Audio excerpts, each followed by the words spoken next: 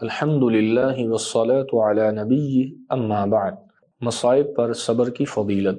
سیدنا ابو سعید خدری اور سیدنا ابو ہریرہ رضی اللہ تعالیٰ عنہما سے روایت ہے، وہ نبی صلی اللہ علیہ وسلم سے روایت کرتے ہیں، جو بھی پہنچتی ہے کسی مسلمان کو کوئی تھکاوٹ اور نہ کوئی بیماری، اور یہ صحیح مسلم کے الفاظ ہیں، اس کا معنی بھی ہے بیماری، اور نہ کوئی فکر مندی، اور نہ ہی کوئی پریشانی، اور نہ کوئی تکلیف، اور نہ ہی کوئی غم، یہاں تک کہ کانٹا بھی جو اس کو چبھتا ہے یا لگتا ہے، مگر اللہ تعالیٰ مٹا دیتے ہیں، دور کر دیتے ہیں اس کی وجہ سے اس کی خطاؤں کو۔ تو اس حدیث میں رسول اللہ صلی اللہ علیہ وسلم نے مختلف ان چیزوں کو بیان کیا ہے جس کی وجہ سے انسان کے اوپر کوئی نہ کوئی پریشانی آتی ہے اور اس کے اوپر آدمی صبر کرتا ہے۔ ویسے تو اللہ رب العزت نے قرآن مجید میں ارشاد فرمایا ہے، ان اللہ مع الصابرین، یقیناً اللہ رب العزت صبر کرنے والوں کے ساتھ ہے۔ اور اسی کے ساتھ اللہ رب العزت نے ایک اور اپنا پیغام دیا،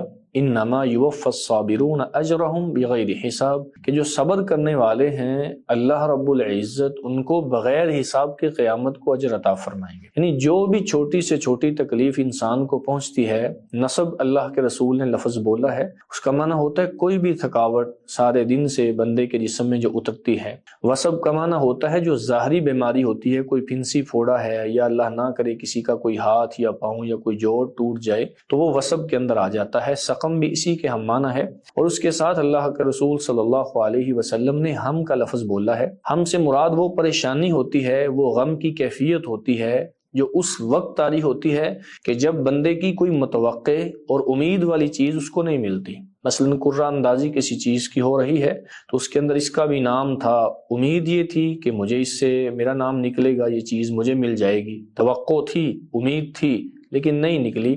اس وقت بندے کو جو تکلیف یا پریشانی ہوتی ہے اس کو ہم کہتے ہیں۔ اور اسی طرح غم جو ہے، غم اس تکلیف کو کہا جاتا ہے یا اس پریشانی کو کہا جاتا ہے جو بندے کے اوپر اس وقت آتی ہے جب بندے کی پسندیدہ چیز ہو بہو پوری اس کو نہیں ملتی، اس وقت کی پریشانی کو غم کہا جاتا ہے۔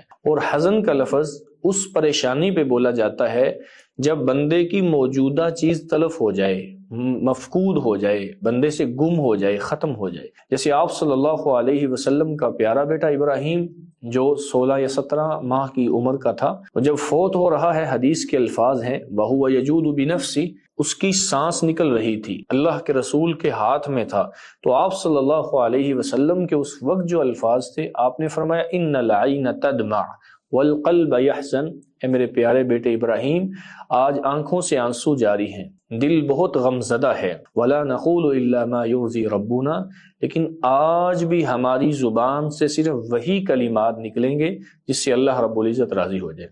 یہ حزن کا لفظ استعمال کیا ہے۔ اور آپ صلی اللہ علیہ وآلہ وسلم نے آخر میں فرمایا، حتیٰ کہ کوئی کانٹا بھی انسان کو چبھتا ہے، اللہ اس کو بھی انسان کی غلطیوں اور کمیوں کا کفارہ بنا دیتے ہیں۔ اور آپ کی یہ بھی حدیث موجود ہے، آپ نے ارشاد فرمایا تھا، جتنی بڑی آزمائشیں آتی ہیں اللہ رب العزت اتنا ہی زیادہ اس کا اجر عطا فرماتے ہیں۔ اگر کوئی پریشانی آ جائے تو انسان کو واویلا نہیں کرنا چاہیے۔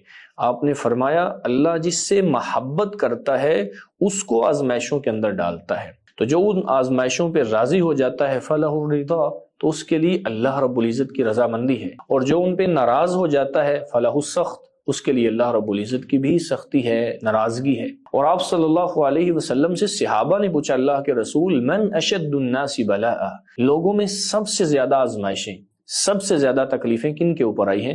آپ نے فرمایا سب سے زیادہ پریشانیاں انبیاء کو آئی ہیں، اس کے بعد جو انہی کی مثل انہی کے راستے پہ چلے ہیں ان کو آئی ہیں۔ ایک دن آپ صلی اللہ علیہ وسلم ایک قبرستان کے پاس سے گزرے، ایک عورت کو دیکھا، وہ قبر پہ بیٹھی رو رہی تھی۔ آپ نے ارشاد فرمایا صبر کیجئے، اللہ سے ڈر جائیے۔ تو اس کے آگے سے یہ الفاظ تھے، آپ کو وہ مصیبت نہیں پہنچی جو مجھے پہنچی ہے، اور آپ اس کو پہچان بھی نہیں سکتے کہ مجھے کتنی تکلیف ہے۔ تو اللہ کے رسول وہاں سے چل دیے۔ اس بیچاری کو نہیں پتا تھا کہ یہ اللہ کے رسول ہیں، تو بعد میں پتا چلا، کسی بتانے والے نے بتایا، کسی نے کہا وہ تو اللہ کے رسول تھے۔ بڑی پریشان ہوئی، غمزدہ ہوئی، آپ کے دروازے پہ آئی، تو دروازے پہ دستک دی، اللہ کے رسول صلی اللہ علیہ وسلم باہر آئے۔ اللہ کے رسول میں صبر کرتی ہوں۔ آپ نے فرمایا نہیں، صبر وہ ہوتا ہے جو صدمے اور دکھ کے آغاز میں کیا جاتا ہے۔ جب رو رو کے انسان کی آنکھوں سے آنسو آنا بند ہو جائے اور اس کی زبان خشک ہو جائے، اس وقت کوئی جھولی اٹھا کے کہے کہ اب تو میرا صبر ہے، اس کو صبر نہیں کہا جاتا۔ اور آپ صلی اللہ علیہ وسلم نے اس لیے عورتوں کے بارے میں فرمایا تھا، اس کا میرے ساتھ کیا تعلق ہو سکتا ہے جو اپنے چہرے کو پریشانی کے وقت پیٹتی ہے، صبر نہیں کرتی وہ عورت یا وہ مرد، اور اپنے گریبان کو چاک کرتے ہیں اور اسی طرح اپنے بالوں کو نوچتے ہیں اور اسی طرح جاہلیت کی پکارتے ہیں کہ اس کو اللہ لے گیا، اس کی جگہ پہ مجھے اللہ لے جاتا، یا پریشانیوں نے ہمارا گھر ہی دیکھا ہوا ہے۔ تو اس قسم کے الفاظ یہ پریشانی کے وقت انسان کو نہیں بولنے چاہیے۔ خالق و مالک سے دعا ہے اللہ رب العزت ہمیں مصائب کے اوپر صبر کرنے کی توفیق عطا فرمائے۔ وآخر دعوانا ان الحمد للہ رب العالمین۔